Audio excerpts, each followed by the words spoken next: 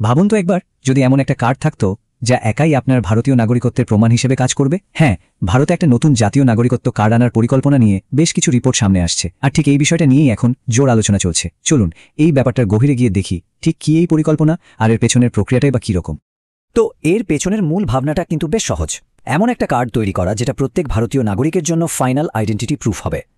আসলে এত রকম পরিচয়পত্রের ঝামেলা থেকে মুক্তি দিয়ে সরকারি পরিষেবা পাওয়ার প্রক্রিয়াটাকে আরও সহজ করে তোলার জন্যই এই উদ্যোগের কথা ভাবা হচ্ছে বলে মনে করা হচ্ছে।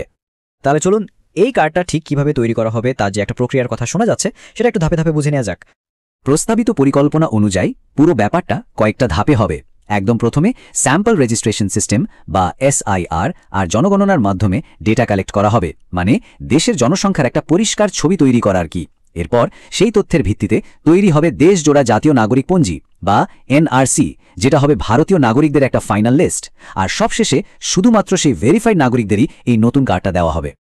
আর এই পুরো প্ল্যানটার জন্য যে টাইমলাইন ভাবা হচ্ছে সেটা কিন্তু বেশ ইন্টারেস্টিং। শোনা যাচ্ছে 2027 সালের মার্চের মধ্যে জনগণনার ফাইনাল লিস্ট তৈরি হয়ে যাবে, আর লক্ষ্যমাত্রা রাখা হয়েছে পরবর্তী সাধারণ নির্বাচনের আগেই, মানে 2029 সালের মধ্যে বৈধ নাগরিকদের হাতে এই কার্ড তুলে দেওয়া। বোঝাই যাচ্ছে এটা সরকারের একটা হাই প্রায়োরিটি প্রজেক্ট হতে পারে।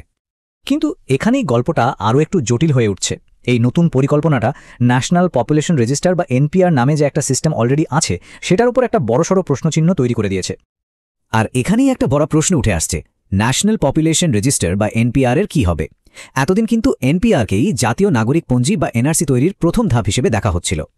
আগের প্ল্যান অনুযায়ী সেন্সাস বা জনগণনার সাথেই NPR আপডেট করার কথা ছিল।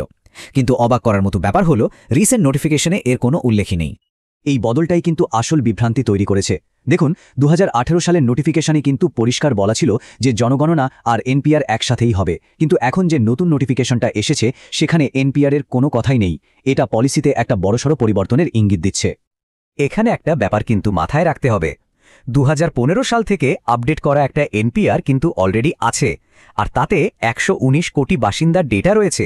তাই এখন সবচেয়ে বড় প্রশ্ন হলো, এত বড় একটা ডেটাবেসের ভবিষ্যৎ তাহলে কি হবে? তো প্রশ্ন হলো, সরকার ঠিক কোন আইনি ভিত্তির ওপর দাঁড়িয়ে এই পথে এগোতে পারে? চলুন রিপোর্টের ভিত্তিতে সেটা একটু দেখে নেওয়া যাক। রিপোর্ট যা বলছে তাতে দুটো মূল আইনি স্তম্ভের কথা উঠে আসছে। একটা হলো আমাদের নাগরিকত্ব আইন, আর অন্যটা হলো নাগরিকত্ব বিধিমালা। প্রথমটা হলো আমাদের সিটিজেনশিপ অ্যাক্ট বা নাগরিকত্ব আইন।